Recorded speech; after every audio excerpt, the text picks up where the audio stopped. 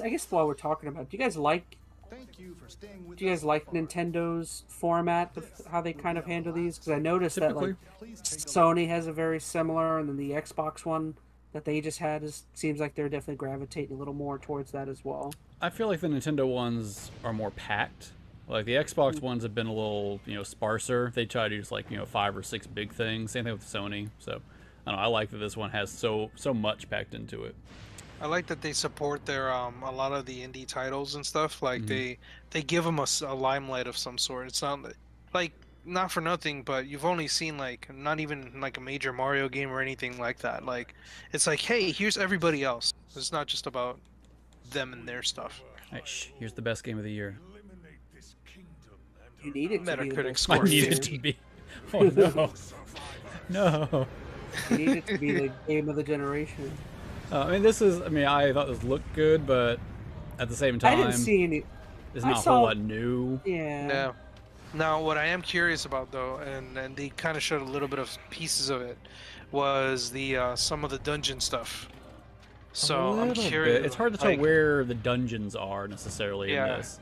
I'm really hoping they're not freaking broken up again. Like that's for me the big telling point too. Like they need to be real dungeons. Now we saw with the Divine Beast, but I thought that they had like a flying vehicle in here that looked interesting. Yeah. I mean, look at. I mean, yeah. They've been testing those weird vehicles for a little bit now. I've said this before. All this game really needs to do to be like, for me, the best Zelda is to be Breath of the Wild again, but with better dungeons. Graphically, it looks exactly like Breath of the Wild. Like I wouldn't expect anything different. This is the art style they're going for. They're on the same hardware, yeah. And this is probably a bigger game, so. They said they were going to stick to this art style. They're not going to go towards the Twilight Princess stuff. Which I think is fine. I like the art style. Like, I don't want them to change much, but they did a lot of things right with Breath of the Wild. They just needed more dungeony stuff. Yep. What makes me disappointed looking at something like this, and then you got,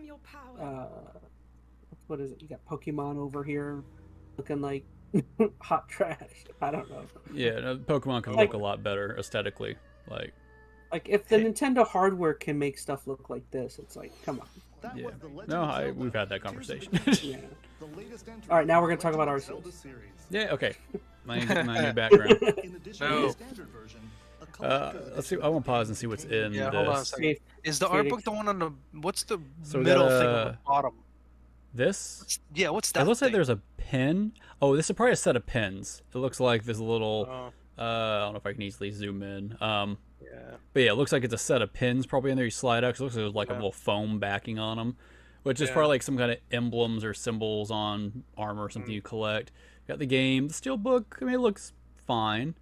Is this a lithographic or something? Poster or like it's a fine collector's edition. It's probably gonna be $100, but Gamer is hoping it was a shirtless Link he can put next to Mario back there. Oh yeah, I totally want it.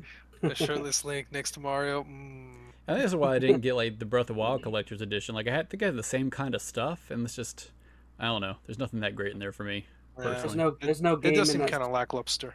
There's no game in the Zelda box. It's just a box. There's no Metroid Prime 4. I'm not interested. Yeah, you get the collector's edition. It's got Metroid built in. Just like a small like secret game in it. Ooh.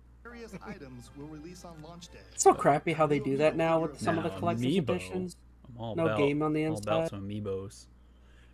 That's why I don't buy collectors. Is because if I'm gonna buy it, my game's got to be in the box. That's so ridiculous how they do that. We hope you're looking forward. All right. At least we saw some new some new stuff in there. You know, like it's looking pretty good.